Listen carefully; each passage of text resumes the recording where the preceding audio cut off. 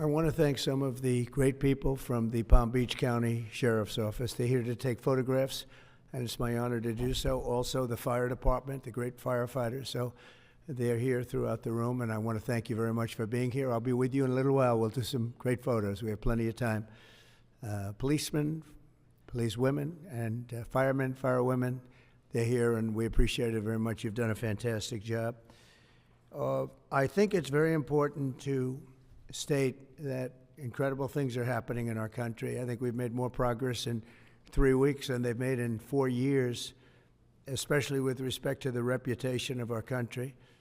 And people are respecting us again as a country and as a powerful country, and maybe a smart country, but maybe not so smart, because when you look at some of the waste, fraud, and abuse that's being uncovered by DOGE and the people at DOGE, these are young, often young, but super brilliant people, incredible computer scientists and other things, and they're finding levels of fraud and waste and abuse like I think nobody ever thought possible. But before we do that, I just want to ask Will to come over. I've just finished signing some executive orders, and if we could start with that, Will, you might want to come up here and just explain what we did. Thank you. Good afternoon, y'all. A short while ago, President Trump signed three items. The first is an executive order relating to the affordability and availability of in vitro fertilization and other fertility treatments. These are treatments that have become unaffordable for many Americans, or have been unaffordable for many Americans. And the executive order is a directive to the Domestic Policy Council to examine ways to make IVF and other fertility treatments more affordable for more Americans.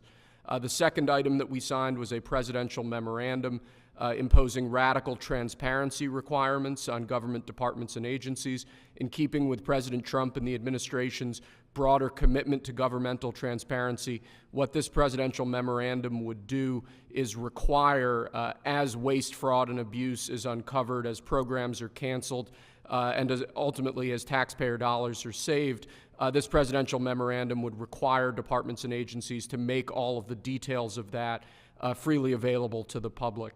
Lastly, we have another executive order that President Trump signed relating to independent agencies.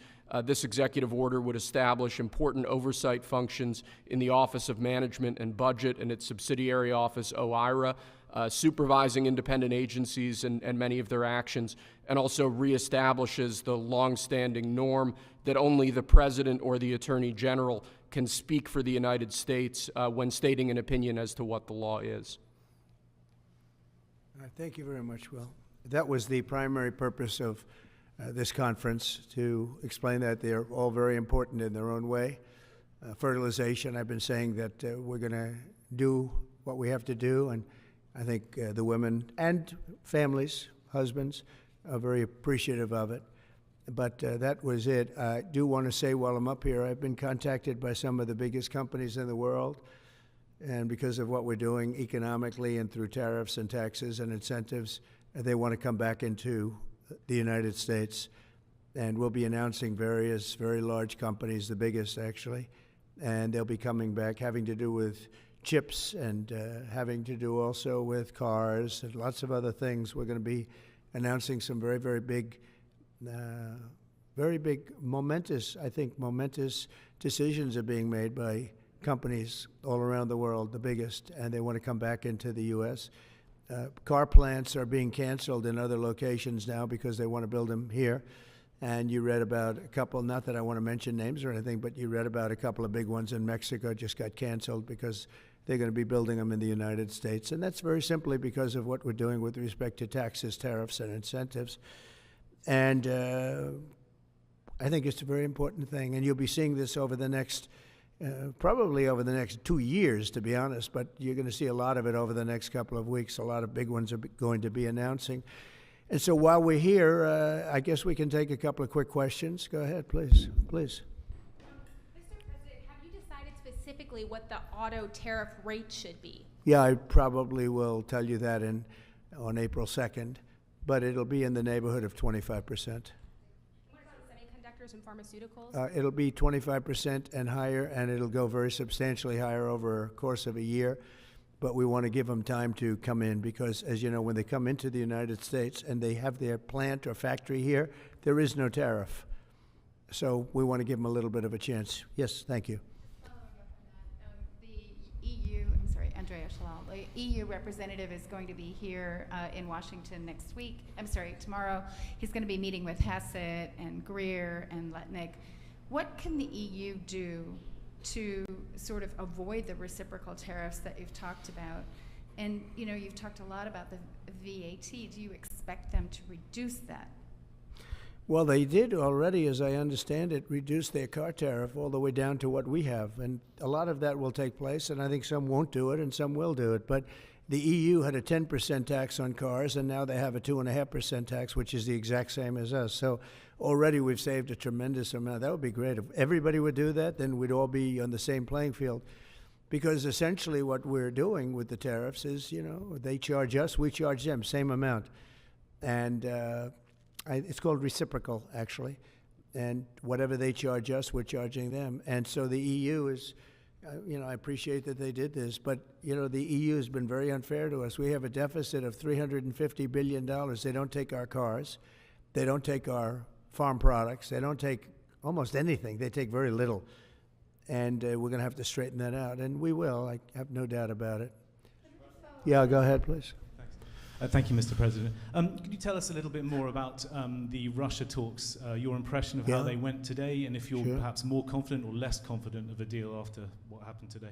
Well, much more confident. They were very good. Russia wants to do something. They want to stop the savage barbarianism. I mean, what's going on over there? It's soldiers are being killed by the thousands on a weekly basis. It's ridiculous. And they're not American soldiers. They're Russian soldiers, and they're Ukrainian soldiers largely, although a lot of Koreans have been killed, as you know. Quite a bit of them have been killed. They came over to fight, and a large portion have been wiped out. But we want to end it. It's a senseless war. It should have never happened, would have never happened if I was president, and it's a shame to see it. And I see pictures that you don't see, but I see pictures of fields that look just horrible. It looks like Gettysburg. If you see the old pictures of Gettysburg, it's soldiers lying all over the field, body parts all over the field. They're all dead. And this is going on a daily basis. It's a horrible thing. Both Russia and Ukraine, they're losing thousands and thousands of soldiers, and a lot of people have been killed too. I think that's one of the things that you'll see historically, and you'll see later on as it goes along. I think people are going to be surprised at how many people, not only soldiers, have been killed in Ukraine. A lot more people than you think. Yeah, please. President Trump, as part of a peace deal with Putin, would you be willing to consider removing all American troops from Europe? Well, nobody's asked me to do that, so I don't think we'd have to do that. I wouldn't want to do that. But that question's never really come up. Yeah. Please. Sir, do you support stationing European peacekeeping troops in Ukraine as part of this peace deal? If they want to do that, that's great. I'm all for it. If they want to do that, I think that'd be fine. Even if the Russians are I mean, I know France has mentioned it. Others have mentioned it. UK has mentioned it. But, if we have a peace deal, I think having troops over there from the standpoint of Europe, we won't have to put any over there because, you know, we're very far away. But having troops over there would be fine. I would not object to it at all. We're talking about this now, peace. We have either a ceasefire or a peace itself, and we're looking to do both. We'd start off with the ceasefire, and if they want to do that. I know France was willing to do that, and I thought that was a beautiful gesture. Yeah, please. Do you have any message for Ukrainians who, after 3 years of fighting, might feel betrayed or disappointed at not having a seat at these initial talks in Saudi Arabia? Well, I think I'm really disappointed in what's happened. I've been watching this for 3 years. It's a war that would have never happened if I was president, and I've been watching these people being killed at levels that you've rarely seen, not even close, since the Second World War. And I'm very disappointed. I hear that, they're upset about not having a seat. Well, they've had a seat for 3 years and a long time before that. This could have been settled very easily just a half-baked negotiator could have settled this years ago without the loss of much land, very little land, without the loss of any lives, and without the loss of cities that are just laying on their sides. You have those magnificent golden domes that are shattered, will never be replaced. You can't replace them. 1,000-year-old domes that are so beautiful, you can't replace that. A whole civilization has changed because of what. So when they're worried about not being seated, you mean somebody that should have gone in and made a deal a long time ago? You could have made a deal. This is one that could have made a deal. There was no talk of this during the Trump administration. Putin would have never, ever done it. And by the way, we wouldn't have had October 7th. You know that. We wouldn't have had October 7th either in Israel. And we wouldn't have had that mess that's going on over there. It's like we have great fire people here. We're putting out fires. All over the world we're putting out fires. So that wouldn't have happened. And you know what else wouldn't have happened? Inflation. Because it was caused really by the cost of energy going through the roof because of their bad energy policies and also their spending, their terrible spending, wasteful spending on the Green New Scam. It's a scam. It's a whole big scam. Yeah, please. Yes, sir. I want to ask you a little closer to home. What would it take for you to reconsider the restrictions on the Associated Press? And secondly, some of your advisors are concerned with the Associated Press's style guide, using language and giving guidance to not use words like illegal immigrant or to use phrases like gender-affirming care. And they're concerned about that being an encroaching amount of liberalism in the way in which the press writes about things. Do you share those concerns? Well, I do think that some of the phrases that they want to use are ridiculous, and I think, frankly, they become obsolete, especially in the last 3 weeks, because many things have happened in the last 3 weeks. And I didn't know about that, but I would say that if they want to use certain phrases like that, and I guess some are okay, but many aren't, but the Associated Press just refuses to go with what the law is and what is taking place. It's called the Gulf of America now. It's not called the Gulf of Mexico any longer. I have the right to do it just like we have the right to do Mount McKinley, and nobody's even challenging that. But only the essentially it's primarily the Associated Press, and I don't know what they're doing, but I just say that we're going to keep them out until such time as they agree that it's the Gulf of America. We're very proud of this country, and we want it to be the Gulf of America. Now, the Associated Press, as you know, has been very, very wrong on the election, on Trump and the treatment of Trump, and other things having to do with Trump and Republicans and conservatives. And they're doing us no favors, and I guess I'm not doing them any favors. That's the way life works. But, you know, thank you for the question. Who are you with? Very good question. Thank you. Yes. We're hearing that Russia wants to force Ukraine to hold new elections in order to sign any kind of a peace deal. Is that something that the U.S. would ever support? Well, we have a situation where we haven't had elections in Ukraine, where we have martial law, essentially martial law in Ukraine, where the leader in Ukraine, I mean, I hate to say it, but he's down at 4% approval rating, and where a country has been blown to smithereens. You got most of the cities are laying on their sides. The buildings are collapsed. It looks like a massive demolition site. So many of the cities. I mean, they haven't done it in Kiev because I guess they don't want to shoot too many rockets in there. They've done it 20%, but they haven't done it 100%. If they wanted to do it 100%, it would probably happen very quickly. But you have cities that are absolutely decimated. And yeah, I would say that, you know, when they want a seat at the table, you could say the people have to, wouldn't the people of Ukraine have to say, like, you know, it's been a long time since we've had an election. That's not a Russia thing. That's something coming from me and coming from many other countries also. You know, Ukraine is being just wiped out. Look at what's happening to the cities. There are cities, there's not even a building standing. It's a massive, you talk about Gaza. I mean, it's literally, these cities look like Gaza. Actually, many have, percentage-wise, more buildings knocked down than in Gaza. So, you know, people are tired of it. People want to see something happen. And, you know, the other thing that it's been bothering me for a long time, because I solved the problem with NATO. They paid hundreds of billions of dollars into the funds of NATO when I said you got to pay because the United States was paying for European countries, and then they take advantage of us on trade. But I've seen it. Look, they have to pay. They have to find out, where is the money going to?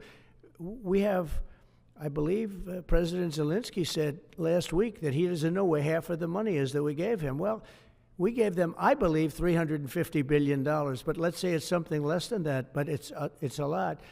And we have to equalize with Europe, because Europe has given a very much smaller percentage than that. I think Europe has given $100 billion, and we've given, let's say, 300 plus, and it's more important for them than it is for us. We have an ocean in between, and they don't. But where is all the money that's been given? Where is it going? And I've never seen an accounting of it. We give hundreds of billions of dollars. I don't see any accounting. So I want to see peace. Look, you know why I want? Because I don't want all these people killed anymore. I'm looking at people that are being killed, and they're Russian and Ukrainian people, but they're people. Doesn't matter where they're from on the whole planet. And I think I have the power to end this war. And I think it's going very well. But today I heard, we weren't invited. Well, you've been there for 3 years. You should have ended it 3 years. You should have never started it. You could have made a deal. I could have made a deal for Ukraine that would have given them almost all of the land, everything, almost all of the land, and no people would have been killed, and no city would have been demolished, and not one dome would have been knocked down. But they chose not to do it that way. And President Biden, in all fairness, he doesn't have a clue. What he was so bad for this. He was so bad, so pathetic, so sad. But with all of that being said, look, it is what it is. When I left, there was no chance that this could have happened. But it happened because we had incompetent leadership at many different levels.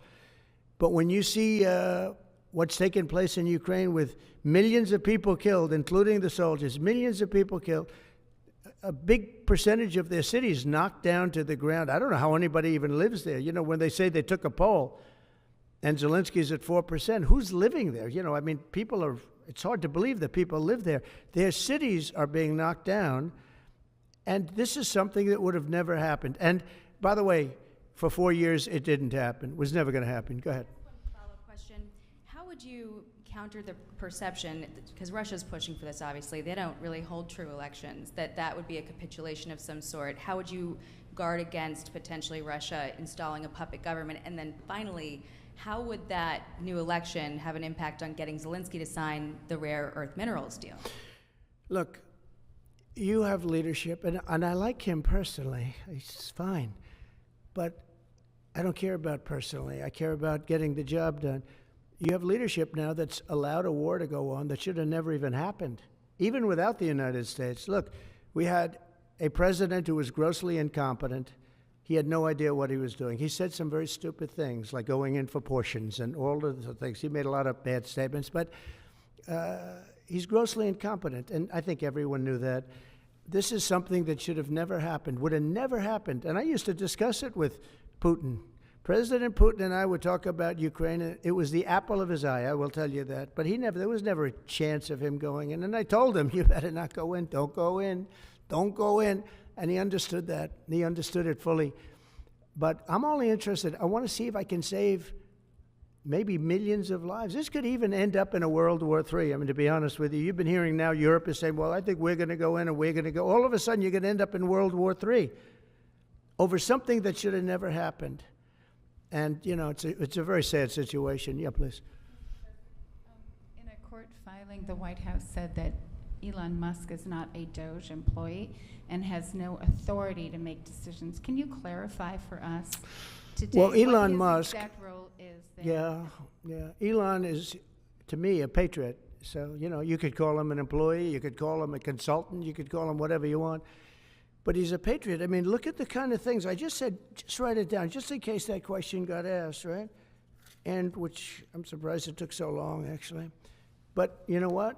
Ukraine's a bigger deal because people are dying by the thousands a week, thousands.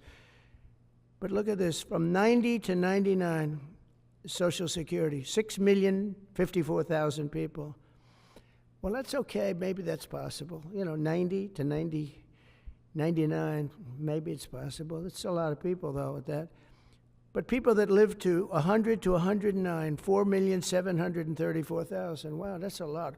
That means over 100 years old. They have 4 million people. I don't know too many. I know people that are doing great in their 90s, but not too many people over 100. But over 120, from 120 years old, people that are 120 years old up to 129, 3,472,000 people. Wow.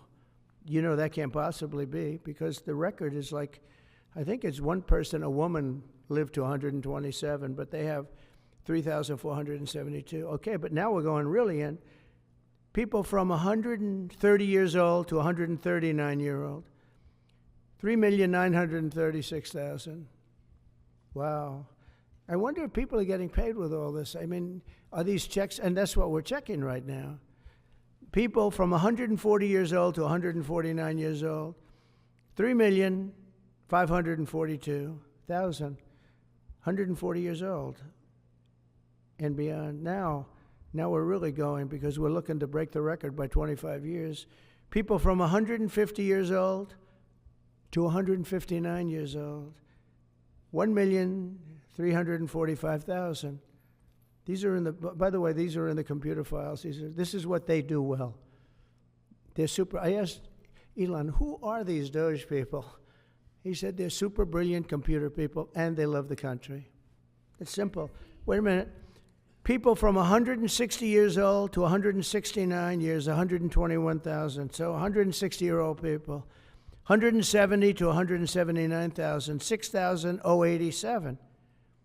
But now, let's go into the real numbers. From 200 to 209 years old, 879 people. From 210 years old, I haven't met any of them. And if I did, I would bless them. I would worship the ground they walk on. 210 to 219 years, 866. From 220 years old to 229 years old, 1,039. And then you have two people, from 240 years old to 249 years old, one person. And there's one person that's 360 years old. That's just that. And then, where's the money being spent, right? Let's go into that for just a second. $520 million for a consultant on the environment. It's called Environmental, Social, and Governance. Investments in Africa and mobilize private sector resources. $520 million. Somebody got $520 million for an environmental, sounds like an environmental study. I've always been one that paid a lot of money for my environmental studies, but I paid like $50,000, not $520 million. $520 million for ESG. $25 million to promote biodiversity, conservation, and promote licit livelihoods by developing socially responsible behavior in the country of Colombia. Well, it's nice, $25 million to go into Colombia for something that nobody ever heard of. $40 million to improve the social and economic inclusion of sedentary migrants. $40 million. $42 million for Johns Hopkins, great place, to research and drive social and behavior change in Uganda. $42 million. What about us? What about social change in our country? $70 million for a center at Purdue to research university-sourced, evidence-based solutions to developmental challenges. I mean, these are massive numbers on things that nobody ever heard about. $10 million for Mozambique voluntary medical male circumcisions. $10 million for circumcisions in another country. $9.7 million for UC Berkeley to develop a cohort of Cambodian youth with enterprise-driven skills. In other words, let's teach them something about enterprise. What about our people? Can't we teach them about enterprise? $2.3 million for strengthening independent voices in Cambodia. $32 million to the Prague Civil Society Center, which is a very liberal group of people. Wonder how much of that money came back to the people that approved it. $14 million for improving public procurement in Serbia.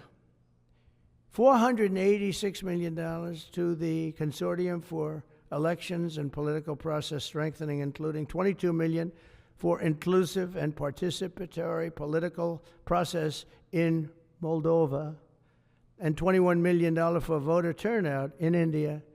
Well, why are we giving $21 million to India? They got a lot of money. They're one of the highest taxing countries in the world in terms of us. We can hardly get in there because their tariffs are so high.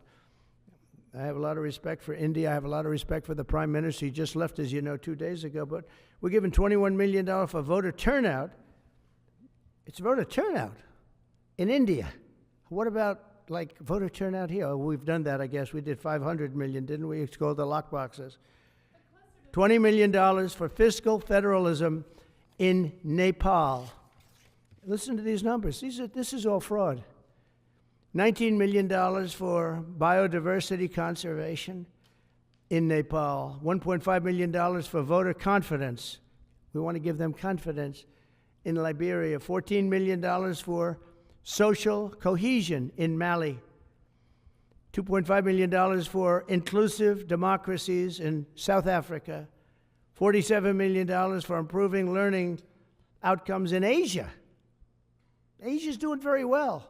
They're doing a lot better than we do in the schools, aren't they? $2 million to develop sustainable recycling models to increase socioeconomic cohesion among marginalized communities in Kosovo and Eskali and in Egypt.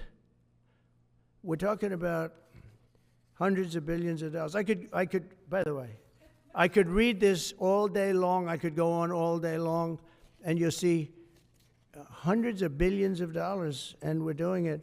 But when I saw the Social Security numbers, I said, wow, that's really something. So we have, let's just go above 100 years old. We have millions and millions of people over 100 years old. Everybody knows that's not so. We have a very corrupt country, and it's a sad thing to say, but we're figuring it out. Now, the good thing about Social Security and what I read is if you take all of those numbers off, because they're obviously fraudulent or incompetent, but if you take all of those millions of people off Social Security, all of a sudden we have a very powerful Social Security with people that are 80 and 70 and 90, but not 200 years old. You know, so it's a very positive thing. How about over here? Yeah, please. Your reaction to Michelle King, the head resigning after the DOGE? Who resigned? The head of Social Security. I don't know. I mean, I resigned or got fired. I think got fired. You know, when you fire somebody, they always resign, and then they say, we resigned. But when you have numbers like that, I think really it's got fired. They have to get fired. Who would keep them? How could you have numbers like this? Now, the big thing is, how many of these people got paid? Were they getting paid? Were they getting paid? How many of them were getting paid Social Security? Because if that's the case, it's a massive fraud. We'll have to call those great Palm Beach police into this situation, right? You guys would figure that out very quickly. But how many of them are being paid? I mean, maybe millions of them, but it's a total fraud. Also, a lot of illegal immigrants are in Social Security that shouldn't be there. Yeah, please, go ahead. Mr. President, there was a big wave of probationary federal workers who were fired over the weekend. Some of these workers focused on nuclear weapon security were immediately rehired. Do you have any concerns about how these terminations have No, played out? not at all. I think we have to just do what we have to do. It's, you know, you're gonna. It's amazing what's been found right now. It's amazing. If we feel that in some cases they'll fire people and then they'll put some people back, not all of them, because a lot of people were let go. Don't forget, I got elected on the basis of making our government stronger and smaller, because we have millions of people that obviously they're paying millions of people that shouldn't be paid, and that has also to do with workers. Yeah, please. No, go ahead. Axios, New York Times. Mr. President, given your concerns about corruption, you said that if there were any conflicts of interest with Elon Musk, you wouldn't let him anywhere near it. That's right. DOGE and SpaceX employees are now working directly at the Federal Aviation Administration and the Defense Department. agencies that have billions of dollars in contracts with Musk's companies or that directly regulate his companies. How is that not a conflict of interest? Well, I mean, I'm just hearing about it, and if there is, and he told me before I told him, but obviously I will not let there be any conflict of interest. He's done an amazing job. They've revealed, in fact, he's going to be on tonight, a big show called Sean Hannity at 9 o'clock, and he's on and I'm on, and we talk about a lot of different things. And any conflicts, I told Elon, any conflicts, you can't have anything to do with that. So anything to do with possibly even space, we won't let Elon partake in that. Yeah, please. On immigration, sir, you said you would be sending the worst of the worst to Guantanamo Bay. What we're finding out is that there are a lot of low-risk migrants who don't have a criminal background who are also being sent. Are you thinking about this differently now? No, they're going to be brought back to their countries. And with some persuasion, every one of those countries, everyone in the, as you know, every country is taking the people back. So some of them are going to be brought back to, many of them, any of them that are low risk, as you say, are going to be brought back to their countries. Yeah, go ahead, please. Can you give us a bit of an update on where you stand with Venezuela? Yeah, it's sure. oil. There's basically a monthly license that can soon extend. Well, you know, we had Venezuela on the run, and it looked like that was going to be very good. And when Biden came in, as he always does, he screws it up. And they started buying millions and millions and millions of dollars of oil, billions of dollars actually, of oil, and it gave them a new life, a new really lease on life. But we'll see. We had some pretty good discussions with a lot of people within our government and the United States government that are involved in that. And Venezuela's a little bit early, but, you know, we were not buying from Venezuela. When Biden came in, for whatever reason, instead of just taking the beautiful, as I call it, liquid gold, we have more than anybody, they started paying a fortune to Venezuela. And we're looking at that, actually. Why did they do that? Why were they doing that? Why would they go to the enemy and give them billions and billions of dollars? Now, with that being said, as you know, Venezuela has said very strongly they will not take any illegal immigrant, any of the people that they sent over to us. They sent their gangs, probably the worst gang anywhere in the world, as bad as MS-13, maybe worse, and they came out of the jails of Venezuela. They emptied their jails into our country, and they said, we'll never take them back. Well, they took them back, and they're taking them back, and they are taking them back rapidly. They were sending a lot of people to Venezuela. They said they wouldn't take them back, and they are taking back. But we're looking at Venezuela very seriously, and we're going to be able to. Don't forget, I've only been here for 3 weeks. Yeah, please. Just a little clarity on, are you inclined to continue to allow Venezuela, through, I think, Chevron and other oil companies, to export those petroleum products, or are you maybe not to pull back on Yeah, maybe not. We're looking at that now. I just got here. When I left, they weren't doing anything. They were ready to go. We give up. And then Biden came along and he gave them literally billions of dollars. I couldn't believe it, actually. And we have so much under our feet, liquid gold. We have so much, and it was pretty amazing. So we're looking at that whole situation, why he did it. All right, how about one more? Yeah, please. Thank you, Mr. President. What can you tell us about the CIA drone flights over Mexico? Is this the next step in the war against the cartels? Well, we're going to see. Should they have authority to take lethal action? Mexico's allowed a tremendous number of people to go through their country into ours, and even people coming from Mexico, and illegals, totally illegal.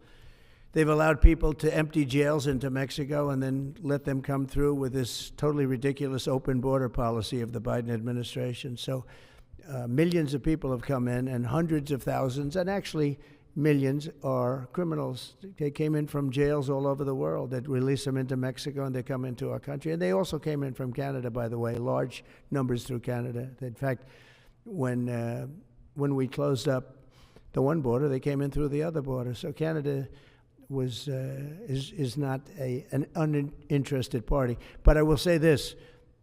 We're dealing with Mexico. I have a very good relationship with Mexico, but I think Mexico is largely run by the cartels, and that's a sad thing to say. And if they wanted help with that, we'd give them help. But Mexico, if you look at what's gone on with Mexico for years now, but now especially, it's run by the cartels. And they've allowed millions of people to come into our country from jails and prisons of other countries from all over the world, not just South America, Africa, Asia, all over. A lot from the Congo in Africa, a lot. They opened their jails. They came in through Mexico.